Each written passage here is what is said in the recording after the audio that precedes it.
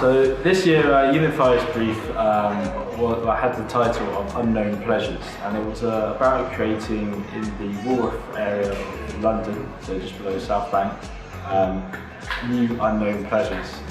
The Woolworth area used to be a very different area. Historically in Woolworth, there's a heavy emphasis on unknown pleasures being slightly out of the central city. People used to come out of the city to this place to experience things and animals and cultures which they wouldn't necessarily get within the city. And we were kind of quite inspired by that, yet wanted to bring it back in a modern fashion through our schemes and proposals. We tried to understand the John Soane Museum and John Soane's desire to, whilst students couldn't go on the grand tours because of expense or the time period that they were in, he tried to actually collect a whole series of artefacts and house them in his museum so that his students could actually almost go on a mini grand tour within his museum and his studios. And it's that fascination with artefacts and objects and architectural representation which kind of started to inspire us to think about how we could visit Venice and do something similar, yet in a 21st kind of century fashion. For Unit 5, it was about mimicking what Ruskin undertook in Venice, but in the 21st century format. So instead of drawing and sketching and measuring, we were using technologies such as scanning. We used 3 different types of scanners for this: the 123D capture from Autodesk, the ScanX software, which is similar to what you might find with an Xbox, or a Faro scanner. Well, we took the scanners to Venice just because of their portability, and the portability of just being able to plug it into a laptop, and then you could go up to pretty much anything of interest and very easily just load up on a laptop and just start scanning it.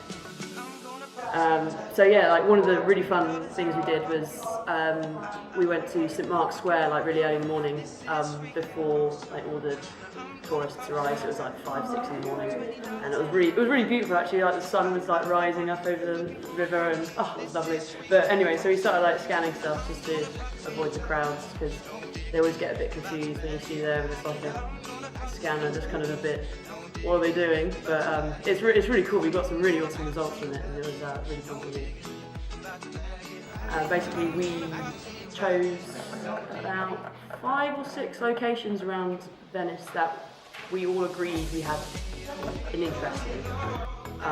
And Julian came out with the Faro scanner, which is a much larger, more sophisticated scanning equipment.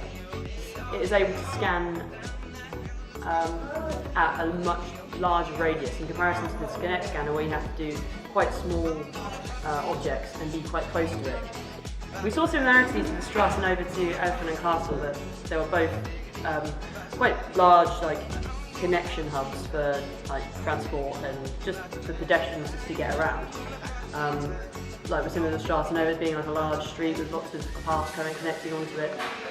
Similar to Elephant and Castle, however, it being more vehicular based with trains and cars.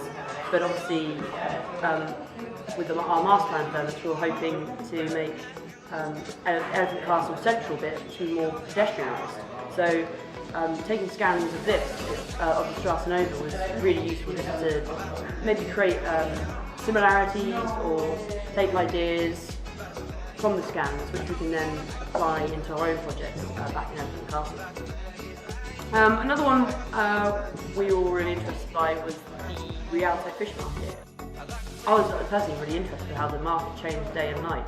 On the one side there was small kiosks which kind of folded out and folded open, and there was all this kind of rush of life, and then in the evening they'd all close away, and then the other side of the market would just come alive with restaurants and bars, and it was a really lovely market.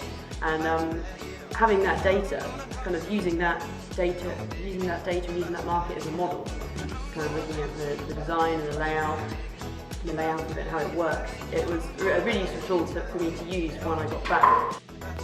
Kind of being able to get like different fly-throughs and to getting different angles of this square.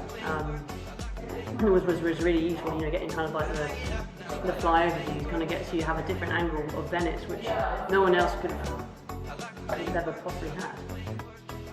One of the other squares we scanned was the Scarpa Square, or the Scarpa Design Square, which is outside the Venetian School of Architecture, which is obviously a really useful, fascinating square because it's quite peculiar style of architecture in comparison to the rest of Venice. So it was really great having the opportunity to scan that and having getting kind of really detailed like scans of that. So I think a lot of people wasn't necessarily fundamental.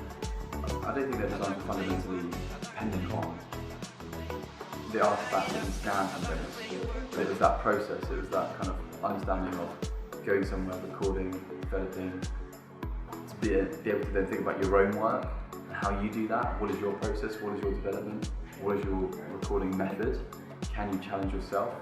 And a lot of students use aspects like I just said in different fashions, but also some students didn't necessarily use it as a literal representation.